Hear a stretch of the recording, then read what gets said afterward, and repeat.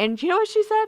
She came out of them tears lickety-split and told me to F off and hung up on me. Sorry. Yeah. No. I knew those tears were fake. God. This shit just 2 drives weeks? me up a wall. Oh my dog. Dog. Oh my dog. Oh, my dog, hey. Oh, my dog, hello. We're back. Back again. And, we have been very busy. We just got done yesterday, the day before recording this, so about a week before this is going to come out, with our microchip clinic that we had in Madrid. That was very fun. Oh, it was the best. We had all kinds of people and dogs that came to visit us. We had tattoos and stickers and Paw prints and things for the kids. Professional photographer and the pup cups from Sisters and Cheese. Yeah. Never had so much fun getting your dog stabbed. Yeah. And we also had the city of Madrid there doing free registration for residents, and I think he had 16, and we had 11 or whatever. chips, Oh, yeah. okay, yeah. So anyway, good turnout, great turnout. Had a great time. Yeah, had there was a lot of people that came that they're like, well, my dog's already chipped, but just wanted to come check it out. And so which was totally cool with us. That was awesome. So we loved it. Thanks for everybody that helped put that on and for coming out. And we're going to be doing that again in Des Moines at some point. We have not yet set a date. We're kind of looking at the calendar, and we're looking at Maybe holidays and our schedules and everything. And we know that it's going to be a much larger event just based on population alone. So yeah. I think we'll probably have to set time slots for that one where people will sign up for time slots because otherwise we don't want to line out the door. So there's going to be a little more organization that has to happen there. Right. But likely January, February is probably what we're thinking for that. Yeah. So that'll be good. If you don't have your dog microchipped, it's really important. And we just had a real big lesson about that. So one of our fosters called Sunday morning or texted Sunday morning and said, hey, I am trying to leave to go somewhere, and there's a dog on my porch, of course, of all places. They always find us, Naturally. the rescuers. And so the most adorable little dog, which I appropriately ID'd, by the way, a beagle, Pit bull. bully dog. Adorable. It had a little nubbin tail, a big old fat smiley face. He was like beagle sized, but like muscular. I'm all in. Like, he was adorable. But he was lost. So I went over to Marissa's and scanned the dog, and turns out it had a microchip number. So how does that work? Some people aren't sure. Like, they think, is it a tracking device, or how does that work? I wish it was a tracking I do device. too. I'm waiting for them to come out with that. That would be awesome. That would be amazing. It would and save why is that not a thing yet? How is that not a thing yet? How can't we? Yeah. I don't know. But anyhow, it's not a tracking device. However, if someone has a scanner, so a rescue or a vet clinic is going to have one, or if you're the Police type department. if you're the type of person who has dogs show up on their front porch, you can get one off of Amazon. They're not hard to find. I think they're about $30. Yeah, they're pretty cheap. And anyhow, so I scanned the dog, found the chip, looked it up in the database, found the company that had produced the chip, called them, and you have to have a 501c3 dog rescue number or a vet clinic on file for them to give you this information. The general public can't call in and just say, hey, I have a microchip found and I need you to give me the person's name.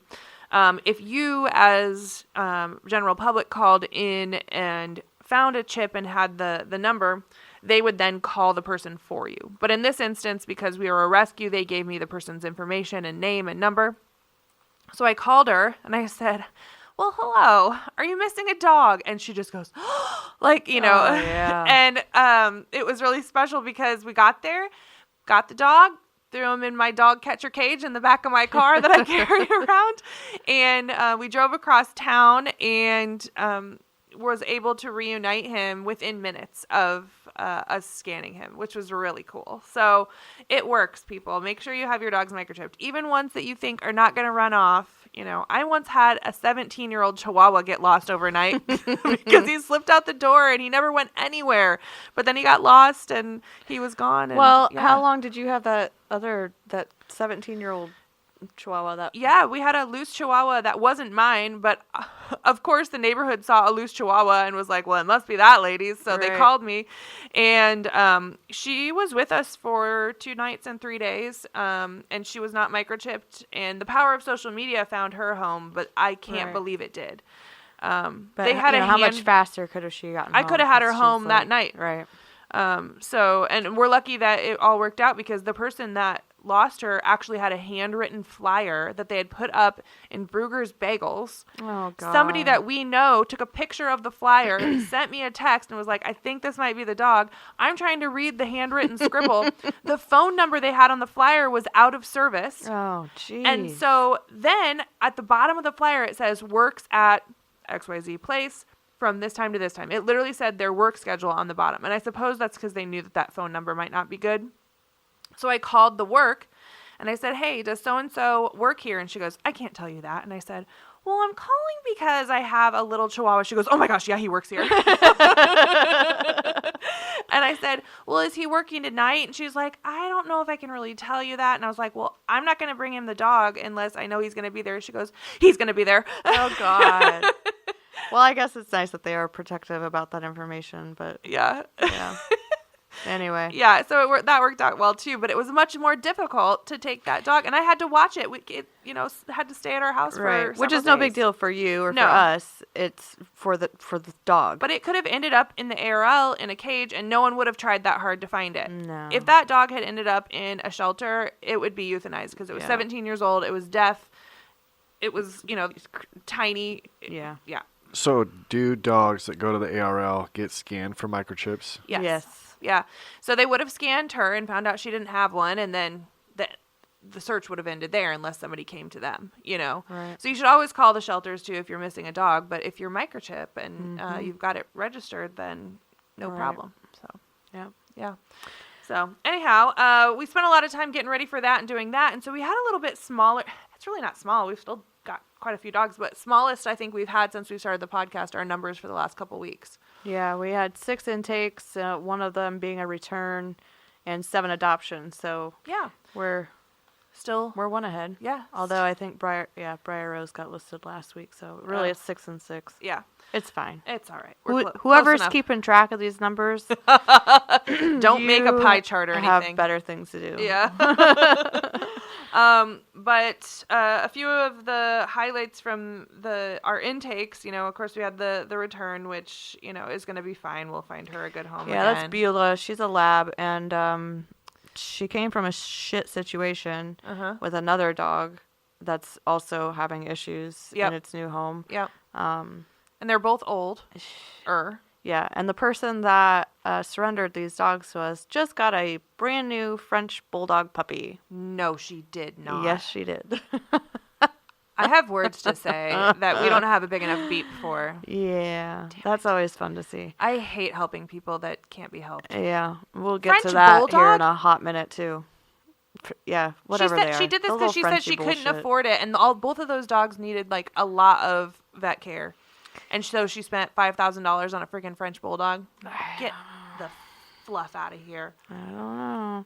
I know. So anyway, Beulah, she's looking for the right fit. She was doing fine in her foster home with another pack of labs. She was doing what we thought was okay in her adoptive home with another dog, but apparently there are triggers for her that we have not yet identified, and she can just kind of randomly go off. Yeah. And and it's not like, I think it's a reaction. I don't Yeah, think she's she's being not like a- aggressive. no, I I think think- she's being reactive I think to she's something that protecting we her haven't space.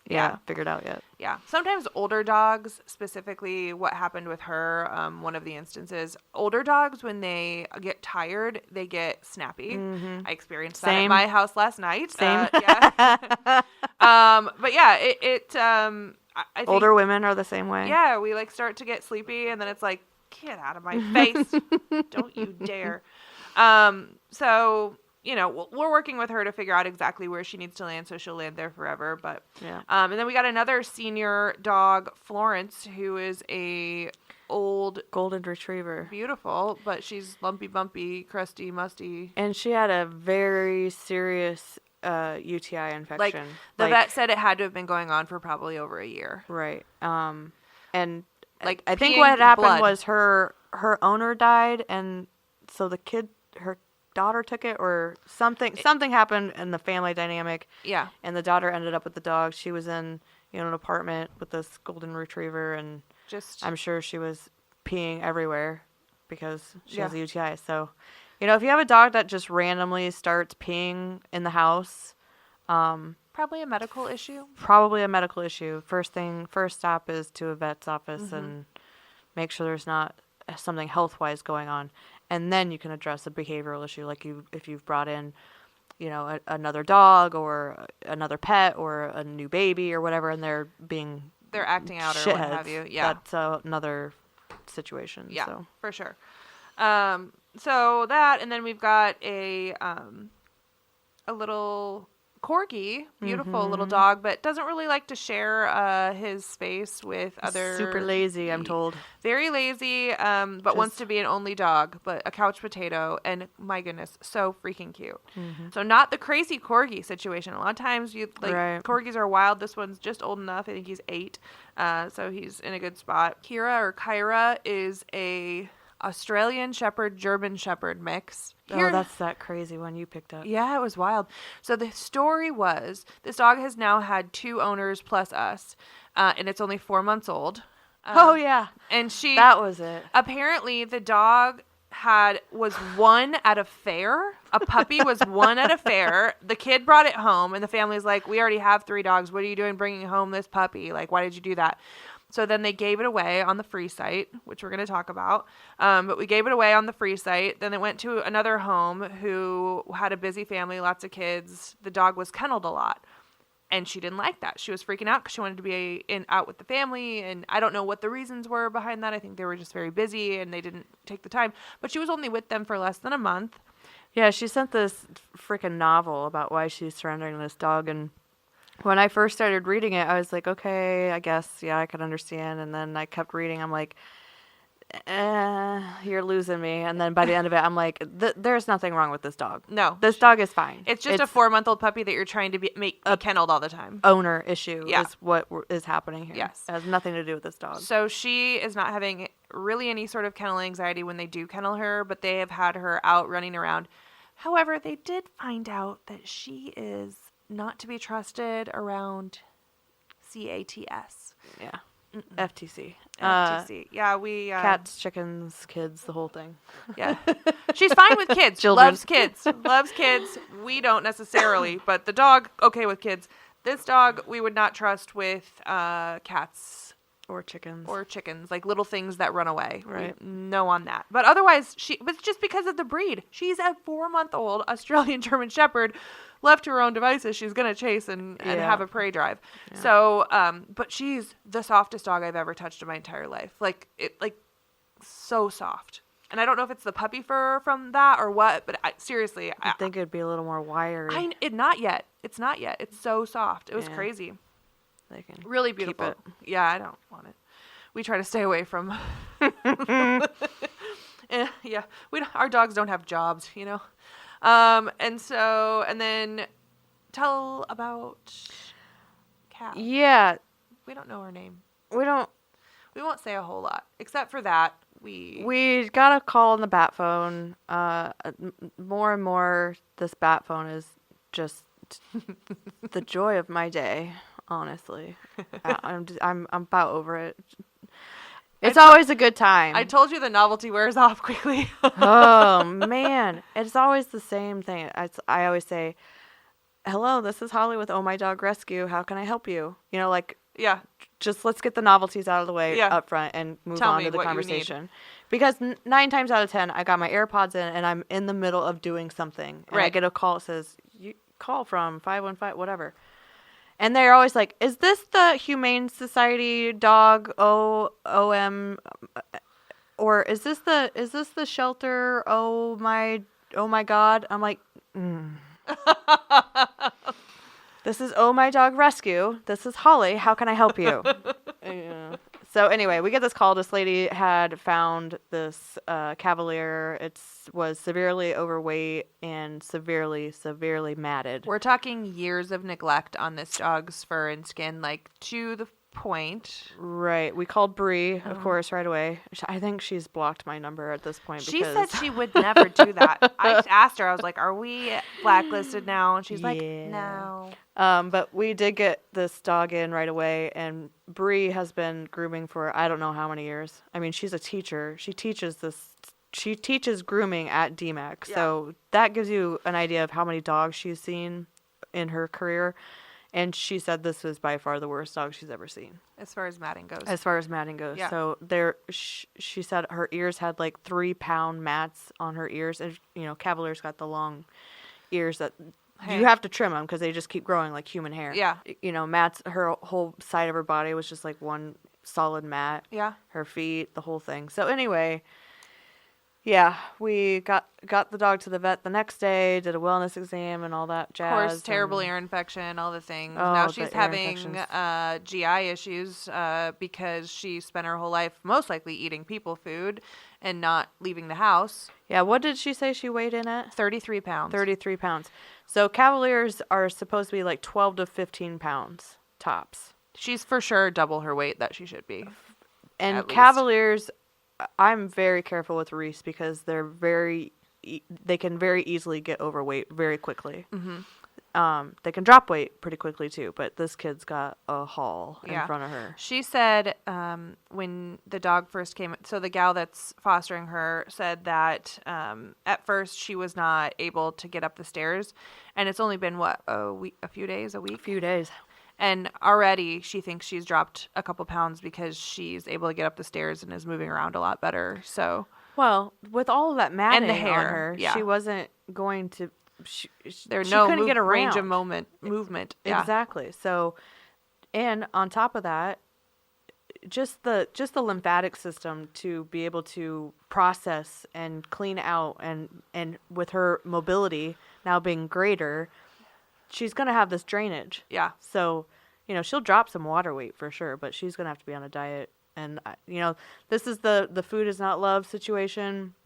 This dog will forever have weight issues. She'll probably have a thyroid issue. She'll probably have a heart murmur at some point based on the weight and her breed alone. Mm-hmm. And she will always be driven by things like wrappers and begging at the table and people food, all the things. So, you've ruined this dog, whoever she belonged to. Yeah. Like, you've physically and mentally ruined this dog. Right. And she's not that old. The vet estimates that she's only about 4. Yeah. So she looked horrible. It was bad. So anyway, she's in a very loving home now, and we're working on getting her feeling good and losing weight, and yeah. Man. And then the last one, we haven't. I'm gonna go probably Wednesday and officially get this one brought in, but I committed to her today. Cookie, but we've already had a Cookie, so I made her be Cookie Crisp. Cookie crumble. Cookie, that's the way the cookie crumbles. Cookie Crisp is a Cairn Terrier Maltese mix, and she's so cute. I can't even stand it. Did you see that Karen Chihuahua yesterday? Yeah. That was decrepit? I quite literally lost my mind. Oh, that dog was super. Do you want to know what it was named? Just guess. I'll give you 2 guesses. If it's Bella, It was Bella. It was. Stop it. It was. Gosh darn it. That was such a missed mark. That dog was so cute. I know.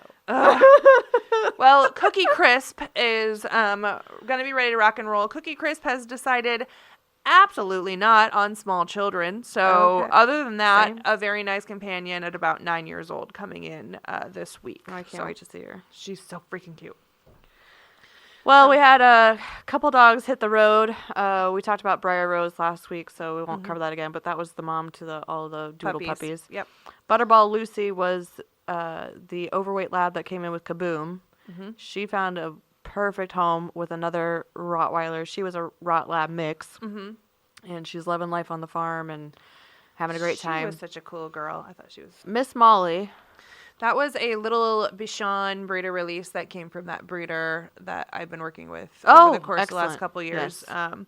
And she went to this older couple, and the wife was like over the moon excited, and the husband's like, like along for the ride. I'm you know? here. And she goes, well, he doesn't know this yet, but she's definitely sleeping in the bed. I've already got it. You know, like she goes on and on about it. And he's just like, okay, yep. Like the kind of guy that's like, yeah, I have a hunting dog out back type of deal. And like Right. the wife's like, you know what? We're going to adopt a Hot Mess Express Bichon. So cool. Well, it's much better than the asshole husbands that are like, Yeah. I like when they putz along and act like disinterested, but like they're there and like they Secretly. stand in the picture. So it's Right. pretty cute.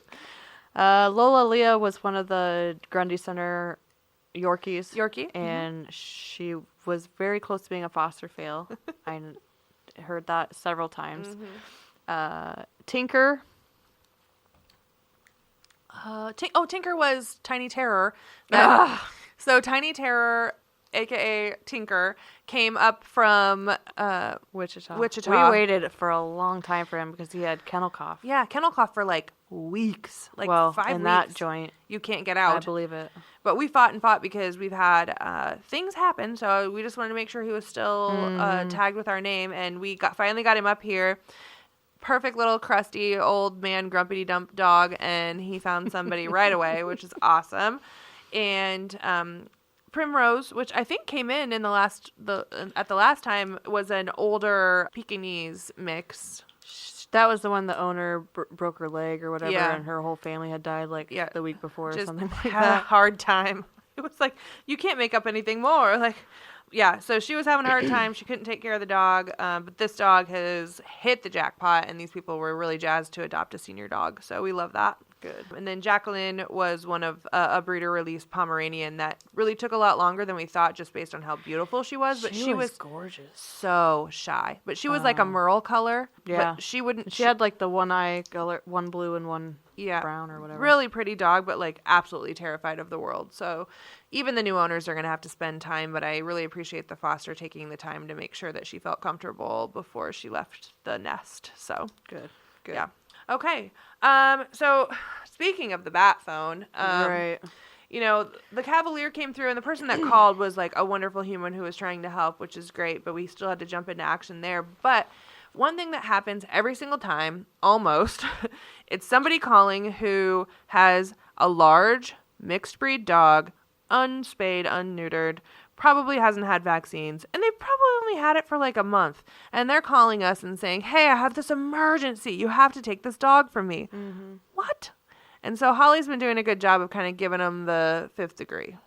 Yeah, I started pushing back because, like you said, the phone calls are always the same. It's always, you know, I have to rehome my dog. I'm going to get kicked out of my house, or we have to rehome this dog. Its owner got incarcerated this morning, or Two of those. Yeah, Two there were imprisonments. Yeah, I don't know what's going on out there, but Yeah. cover your ass, people. And it's always a lab mix or a pit mix or a German Shepherd. It's always a large dog. You know, I'm talking. And it's never purebred. It's 70 always like, pound not that that dog. matters, but a mixed breed large dog is more difficult to adopt out because no one's searching that on Pet Finder. Right. Right? Like if they want a German Shorthair, they're searching German Shorthair. They're not searching. What did we get today? A red? Oh, red? yes. I sent it to you because it was so ridiculous. Somebody sent us a picture. And I was like, what the hell is that? Okay. This is a legitimate dog breed that somebody wrote in about and sent pictures, mind you. It was a red beard, coonhound, Bernard, not Bernard, but Bernard, Bernadoodle. Bernadoodle, all separate words, mix. Yeah, you think it's a mix? Red beard. Red beard. What's a red beard? I don't know. He worked on a boat? What are I was those? gonna say, isn't that a pirate? Yeah. What are those hunting dogs that have the beards? Is that a Springer Spaniel? Oh, yeah, they are They're like a duck- wire hair. Wire hair. German wire hair. That's it. He looks like a German. Did you look up a red beard? It looks like a German wire No, I hair. typed in all the things you just said on Google, and it came up with dogs. But Well, those just look like Bernadoodles. they do just look like Bernadoodles. But it came up with the whole thing: red dog, Doesn't it look coonhound, like a- Bernadoodle. German wire hair. wire-haired pointer. Bernadoodle mix. Looks like a red beard to me. Whatever. It's just a black scruffy dog so that she- no one's going to want. 9 months old, not There's Spay. no red? No, Not it's spayed. black. 62 pounds. Do not have name of vet. Like, that's it. Anyway, my point is first of all, we consistently are trying to keep our balances between large breed dogs and small breed dogs. I prefer Tiny Town. I like the tinies. I like the littles. We are able to help more of them. A lot of them end up in a shelter. They don't do well in shelter. Yeah. Yeah, they're great candidates for foster-based rescue. And we have fosters that are more capable of handling small breed dogs. So Even if again, they have behavioral issues, it's easier when they're smaller. it's easier to separate them. It's easier to kennel them or whatever. But Yeah. we have to turn away probably 2 or 3 times as many Big dogs. large breed dogs, and it's for lack of space. It's for lack of fosters. We don't have a plethora of people who are willing to open their dog to a red bearded dragon doodle. Like, we just aren't getting people coming, knocking on the doors asking for that. So it makes it hard. Because for me, I get real excited I love large breed dogs. Yeah, Like, Kara's way more into the large breeds than I am. but I can only take one at a time in my house because I got a lot going on, and I've got one area where it works well for me to take one at a time. So it kills me because I sit with this one large breed dog, which, by the way, the one I have right now is a purebred dog, but he's sitting because he's big and people aren't looking for, whatever he's got going on. And so then I have to turn away dogs that I know that I could help, behaviorally. Somebody's saying something, I'm like, I could fix that. I could, Right. but I can't help them because I've only got the one spot and we don't have enough people. So it gets to be really difficult. But what drives me bonkers about these is that the time in which they've owned the dog. Oh yeah. So I got this call today. Yesterday we had a lot of fun. I mean, a lot of fun. And there were cocktails had and whatever. Yeah. So today I'm just chilling on the couch, like watching my MASH, vegetated state. right, Yes. drinking my water. Yep. And I get the call on the bat phone. I'm like, okay, here we go, do the thing. I will be useful. Here So we go. This girl is crying her eyes out on the phone, which I already just cannot. No, we don't have a lot of patience for that. I mean, I understand it's a lot, but Oh no, I mean I get it, but like, okay, let's work the problem. Where do you live? Creston. What's the situation? Well, I keep getting the police call to me because my dog just stands out in the backyard and barks all day. And I'm like, okay. Well, what's he barking at? I don't know. He's just standing out there barking. I'm like, okay. And she says my landlord is gonna told me that he's gonna kick me out if I don't get rid of this dog. And I'm like, okay. And then she starts crying all over again. I'm like, so tell me, what are you doing? How old is the dog? 6 or 7 years old. Male, not neutered. Great. Love that. Lab mix. Probably like 70, 80 pounds, she said. I said, so what are you doing to stimulate the dog? Are you exercising him? Are you taking him on walks? Do you live in town? You live on a farm? Like, she lives in town. Okay. Is there a dog park near you? Can you take him to a dog park? Have doggy daycare? All the things. Like, what are you doing to wear this kid out so he's not outside barking at the birds? well, and then you said, do you have a fenced in yard or what's he doing? So then And she said, well, I do take him on a walk. And I knew she was lying. I could just tell because I've been doing this for a hot minute. I've heard all the things. Yeah. I'm not stupid. right. And I said, well, when are you taking him for a walk? And she goes, well, I take him for right before we go to bed. So he's tired. And I said, well, how long do you take him for a walk for? 20 minutes. I said, so he's getting one 20-minute walk a day at night before you go to bed. I said, so do you have a fenced-in backyard then or what? No, he's on a tie-out in the backyard. Oh, okay. That definitely helps. I'd be barking too. I said, well, how long have you had the dog? I mean, is he attached to you? Are you bonded? And she's bawling and bawling. I'm thinking she's had this dog she's had the dog for 2 freaking weeks.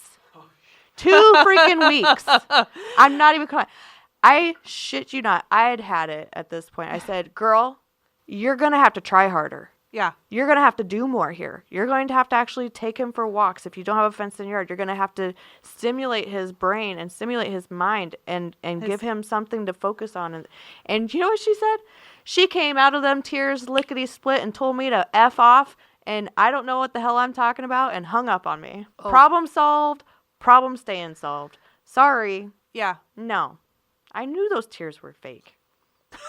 God, this shit just 2 drives weeks? me up a wall. So that's the exact example of what pisses me off about all of this. Like, I understand that you can find yourself in a circumstance where you have to give up a dog. I have been in that circumstance, in my lifetime, many years ago, but I have been. It happens. However, if you have made the commitment to get a dog and 2 weeks in, you're bawling to people who have no skin in the game and you haven't even tried anything. And then you tell them to F off? Yeah. No. Absolutely not. Yeah. Not happening. Not today. Not here. I'm sorry. It just riles me up. Because that's not the one.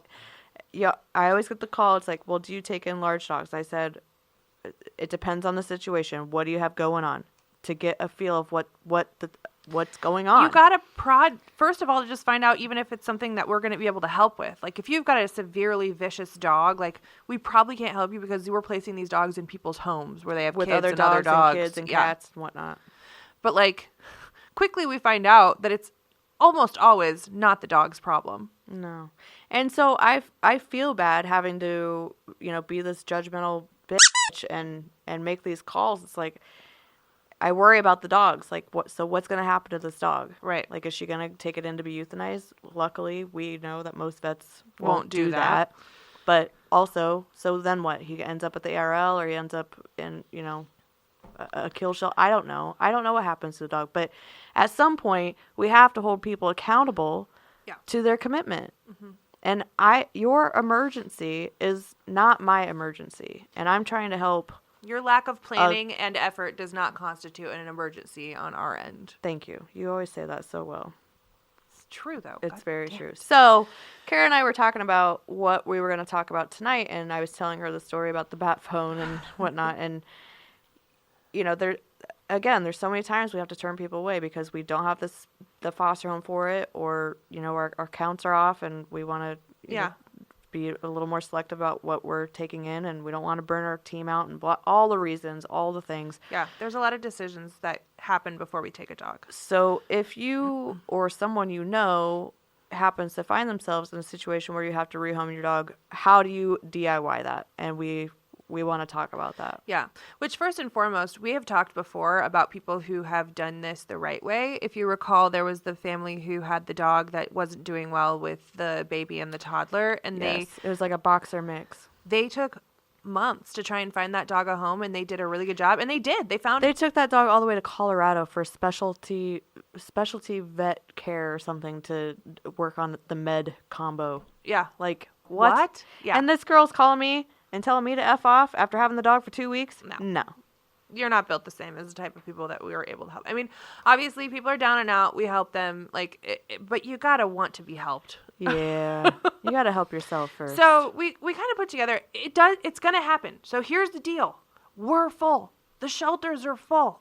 Everybody has no space for these dogs. Mm-hmm. So maybe the general public, you might be able to find somewhere for this dog to go. But how do you do that safely so that it doesn't get returned, put into a really bad situation? Get bounced around. Yeah. I mean, you could be giving this dog away to someone who's going to use it as a bait dog. Mm-hmm, or abuse it or breed it if it's not spayed or neutered. So some things that you could do. So there's some sites out there, that you can post your dog for free, or for a rehoming fee. And I think you can do it okay both ways.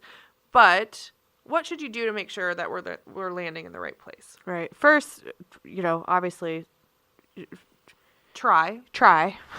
Yeah.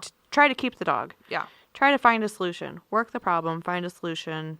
Mm-hmm. Keep the dog in the home that it's been in, and whatever. Okay. So now that's on the table, and we're past it. So make sure that your dog is spayed or neutered, and vaccinated, up to date on vaccinations before you rehome it. That's step number 2. Well, and a big piece of us, like, so we charge a rehoming fee that is not insane, but it's not cheap because we have to cover that we are vetting these dogs, right? We talked about that in our episode about what it costs to rescue a dog. So you can learn more about that. But if you're giving a dog away for free to someone who's looking for a dog for free, how can you guarantee that that dog is going to be cared for medically? You can't. But what you can do is you can give that dog the care that it deserved from you before you pass it on to the next person. Right.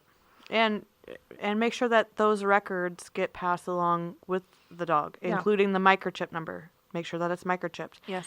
So before it leaves you, the microchip should be registered to you.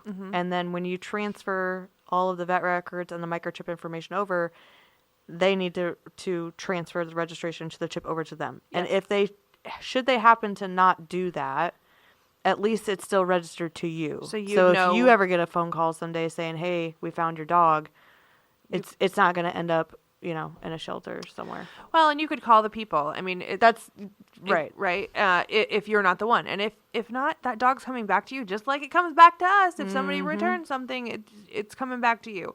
So there's a lot of things that you should be doing to make sure that the person that you choose is right for the dog, and also that they're a safe person and they are who they say they are. So these are all things that we do as fosters and as a rescue for applicants for our dogs. So, and anybody can do this. You don't have to be a licensed rescue to do these things. So Right. you need to go to that person's house, check it out, make sure that they live where they say they live. Take a look around the premises. Is it a hoarding situation? Is it safe? Is it, clean? Is it, if you have a dog that has, special needs, like it doesn't go up and down steps very well and they live on the 3rd floor of an apartment, probably not an ideal fit. Right. Right? Look them up on Iowa Courts Online. It's a free website, iowacourtsonline.com. See if they have any, felonies for... If they have domestic abuse charges or animal abuse. charges. Probably not a good fit. Probably not a good idea. I oftentimes, when I see a post on Facebook and someone tags me in it and says, "Hey, can you help us with this dog?" First thing I do is I go back up to see who's posting the dog. Then I click on their profile out of that particular group and see how many dogs they've posted. Right. Are they rehoming dog after dog after dog? What's going on? A lot of times, yeah.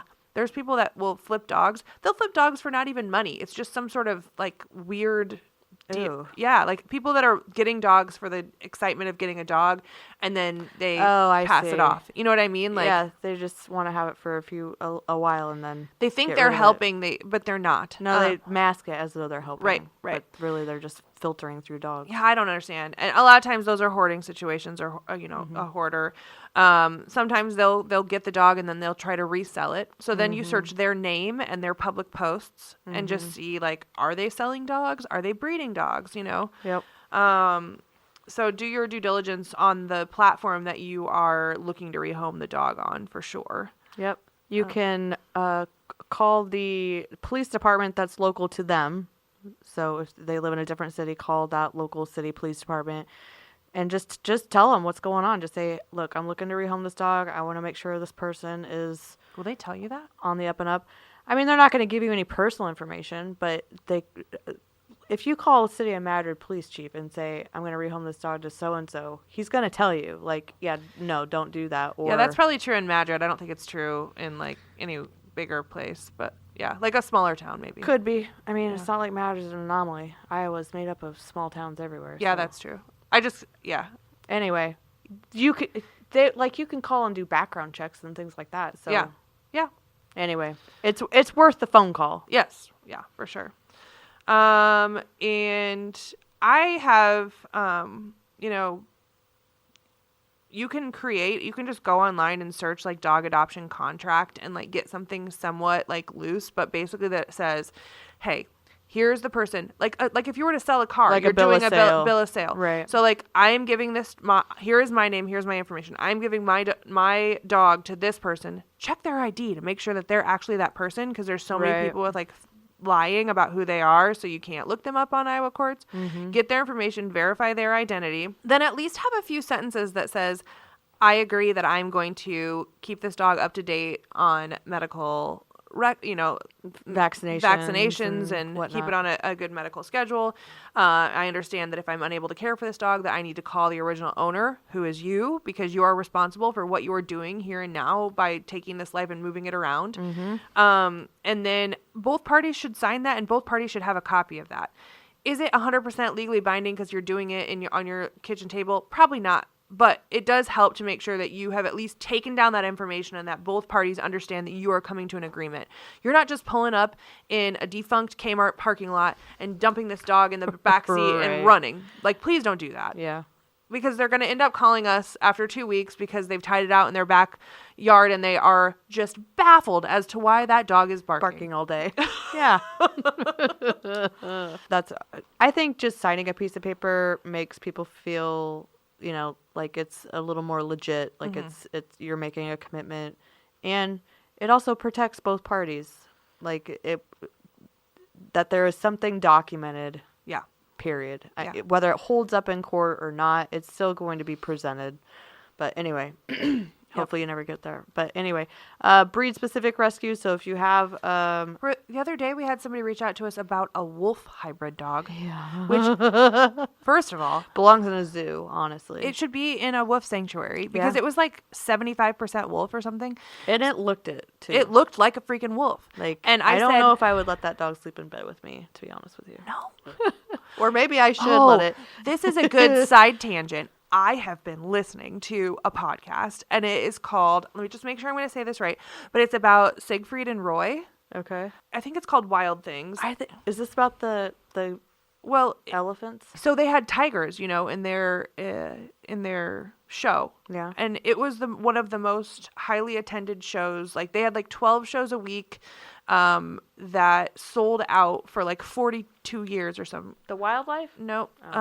It's hold on. That was the one I was. Let me get to listening why. I was to. just listening to it, so it's up. Yeah. It's called Wild Things. And it outlines the experience that I don't know why I'm saying this now. I really went off on this tangent, and there's a real reason why, and I can't circle back. The wolf. Oh, yeah. dog. Okay. So they had these wild tigers that they raised from, little cubs, and then they trained them to be in their magic show. And they went years and years and years, nothing happened. Well, something happened eventually. Yeah. And one of them got kind of, So the podcast is excellent. Highly recommend. It I'm tells gonna the do it story right now. from backwards from when the incident happened and then starts to fill in the gaps to all of the stuff that was happening behind the scenes and all of the things. Well, when Oh, you it's a have- show too. Did you Oh. know that on Apple TV? oh my gosh. I got to listen to the podcast first because I am Okay. deeply invested. But anyhow, that just reminded me so much of someone reaching out to us with a wolf dog. First of all, Right. no one will insure a dog rescue, just so you know. So everybody has to sign a waiver who even looks at a dog in our direction, right? Like if you're going to keep a dog in your home, you're signing a waiver and basically stating that you're taking on that risk and that your homeowner's insurance covers it. And if it doesn't, that you understand that you're responsible for any damages to this dog. Because we don't want to end up like Patriots. Yeah.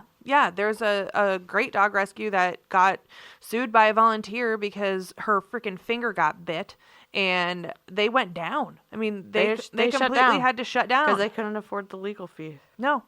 So fight it. we're not doing that. But can you imagine it taking in a wolf dog? That sounds like a good idea. The world would just Good be with cats, kids, and chickens. sign that baby up for agility. See what happens. Jeez. Why are we having these as pets? But anyhow, I was blunt. Only a nuisance during a full moon. Right. I just, I wrote back and I said, I'm going to be real honest here. You're going to have a hard time finding a regular rescue that is willing to take on the liability of this dog as you're explaining it. Right. Here are all of the wolf rescues and sanctuaries in the entire country. Here's the links. What, the list of 3 of them or what? Well, there was 12 or so. But yeah, and a lot of them that I found was they had wolves in their sanctuary that had been, owned by people. Like Siegfried and Roy had these tigers, and Yeah. eventually they have to go to this sanctuary because you can't just pass it off to a regular person. Right. It's not. Like secondhand lions. Oh my gosh. So, but if you rehome a dog that you know is a danger, where does that liability start and end, right? So, and I always wonder how to ask that when these people are wanting to surrender, because you can't just outright ask, well, is he aggressive? Because they're not going to. They're always going to say no. Yeah. So it's like sometimes they come in hot with that though. They're like the lady with the dog. She was afraid she was going to have to put the finger in the butthole because he was going to kill her. I forgot about that. The She's moo like, lady. Yeah, she's like, I can't keep this dog because I'm afraid I'm going to have to put my finger in its butthole because it wants to kill me. I can tell by how it looks at me. What? This got really weird. I know. It was a real story that happened. You're- But anyway, the liability of it does somewhat lie on you. If it's like, if you've got HIV and you're sleeping around, that's not legal. Well, you know? any If you decent know. human being is not going to want to put an aggressive dog in a home that has children or. But a people home get that has- desperate though. I know, and they get stupid. That's why I said any good human being. Yeah. But we're very quickly getting overrun here. By So. non-good human beings and. But there are breed-specific rescues out there. Like, for example, when we had the Catahoulas, there are Catahoula breed-specific rescues. There are healer-specific rescues. I mean, Right. you can find a rescue for any breed. Now, they're all also- full with a they're- backlog. They are also going to be full. So, I mean, obviously not that you can plan for rehoming your dog. Usually it's kind of a rush situation, but there again, if you can find even a temporary solution and get on somebody's list and get on somebody's radar and say, and I am much more willing to help somebody that says, listen, I'm in a situation and I can hold the dog until you can help me out. Yeah. Like, I That's can like do Cookie that. Crisp. But That's what they said to me. They were Like, like, I need we'll help. wait, but we need help. Great. you're Good. trying. I will like, help you're you. making an effort. Yes, I will match your energy. I Yep. will help you. Yep, exactly. The thing of it is we are exactly like and very different all other rescues, but the thing that we have that I have to imagine that is like-minded throughout all of rescue, it's very difficult to want to help someone who has not made any sort of effort. But beyond that, everybody's full, and if you find yourself having to do this on your own, just reach out and say, hey, I'm really having a hard time. I can't figure out what to do with this dog. Here's what I've done. And then share that list of things that you've done. Yeah. Most of the time, we're going to want to take a few minutes and send you an email that's really thoughtful to say, here's a list of rescues that might work for you. Here is an idea of how you could maybe separate that dog in your home while you're waiting to find it another place. Or maybe if you were able to board the dog for 2 weeks, I could work for 2 weeks to try and find this dog a home, but I can't help you in 2 minutes. Right. You know, give us some time, give us some breathing room to try and help you. And, you know, maybe we can come up with a solution. If the person that you're rehoming your dog to has pets, make sure that your dog and their dogs and other pets get along before you leave them. Huge reason we get a call. Exactly. I got a dog, but it doesn't like my dog. And Well, first of all, you haven't Yeah. given them enough time and space and whatever. You tried to throw them in together, and we've talked there's about the that. 3-3-3 rule. You know, give them some time, give them some space, Yeah. separate them if you have to. Let everybody just kind of figure out the totem pole safely, Yeah, and work on it. yeah, It takes a little work. it does. But at least having an idea. Can you imagine when if walk people up, could rehome children? They Like, can. Like, well, like they do dogs. Like, Yeah, that would be wild. I know. Like if they did. I mean, like if people were as I mean, if you frivolous could with- surrender your child, just Right. be like, yeah, no, I don't want it. It cries all day in the backyard. I got it on a Yeah, tether. it's on a Like- tether. Good Lord. Well, we wouldn't be in that business. No. So, So anyway, that really covers our checklist. Really, what else? I mean, make an effort, people. this is all stuff that we do. It's not rocket science. It just takes time. It Yeah. takes effort. Might take a little money. Yeah. You know, get your stuff up to date, and you know And don't take on a dog if you're not ready to put in the work. Please. that would for probably the 3 be millionth time. Yeah, we should probably put that at the very top. Which by Yeah. that point it's too late. But I want to talk a little bit about my foster dog, selfishly, because Roy is still here, by the way. Oh, yeah. Roy. He's adorable. The fact that he has not been adopted is killing me. He's so cute. But He's a sweet kid. I have had Kaboom for a hot minute. He is a purebred German Shepherd who came into us at 136 pounds, and he is now down to 107. I squealed in the vet's office when we got on the scale, which, usually if He's a I'm big screaming at a boy. scale, it's You're a because big I'm on boy. it. But this time it was Kaboom, and he's still a big boy, but he is going up and down stairs. He's running. He's playing. I think you did talk about Kaboom last time a little bit because you were talking about how MB and you Was were still, not like- on the same page with the diet plan. Yeah, I know. But I'm just trying to make one more call out for my German Shepherd people Sure. because he is like the ultimate German Shepherd. He's loyal. He loves a car ride. He loves to go on walks. He needs a specific lifestyle, but he will be so worth it if somebody's willing to put in the time. And then if you love that breed, I think, would be a huge help to just share his posts and help me get him out the door so that I can help more of these big dogs that keep calling our stupid bat phone. Yes. So we've Yeah. got that. Call your German Shepherd people, your German Shepherd friends. I know you all have German Shepherd friends. Everybody knows mean- somebody that likes that breed because they're a cool breed of dog. But they're hard work. They can be. But he's Well, old, I so was gonna say he's older. he's like 7 to 8 so years old. So I think he's slowing down, but that's partially because of the weight. So Yeah. he's like you said, he's getting more playful the more Yeah. weight that he drops. But he doesn't need he's much as not far as energy ever goes. going to be, basket case high energy No. situation. Yeah, he's not anxious at all. So when we are at home, like he just hangs out in the basement. He likes to lay on his bed and he'll get out his toy and kind of throw it all over the basement and kind of do a tiny little play situation on his own. But he's just an easy dog that I cannot believe I have not had more viable applications for. I've had like 2, and one of them is for a downtown apartment. So no, thank you. But I have a bit of a disappointing statement to make. I have not yet received any fan mail at P.O. Box 33, Madrid, Iowa 50156. P.O. Box Zero fan 33. mail. Madrid. 0 fan mail. Okay, well, It's sad and disappointing. you know what? Maybe we should we put it on our website so that people can come back and just say, like, if you want to send a postcard to Oh My Dog, we'll read it live on the podcast. Here's where you send it, just so it's out there. I'll put it on the website. You know, we have all these postcards. We should send postcard home with the adoption, and then they can and write then they back. could send us a pup date. That's adorable. I love that. I'll even put the postage on it. Okay, can you write that up in our mafia, and we'll say, like, if you want to participate in this program, and we'll give you a stamped postcard to put in your doggy to go bag. I think that's adorable. We'll see. Oh my gosh, I like it. It's kind of like asking for flowers and then getting them. Like, it's just not the same. It'll still be fun. It's mail.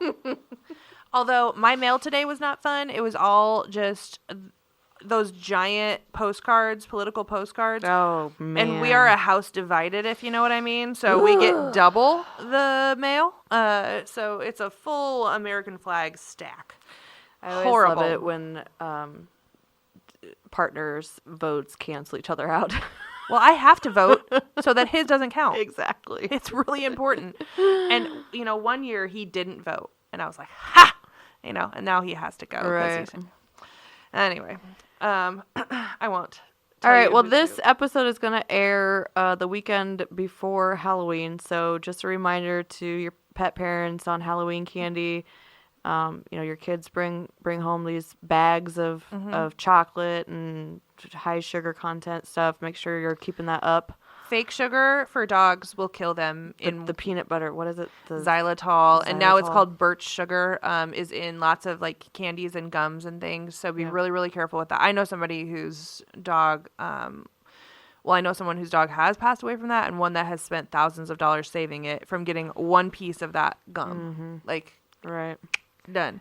And then the other thing too, which is you might not think of, but your dog is most likely terrified of children in costume. Oh, weird. Yeah.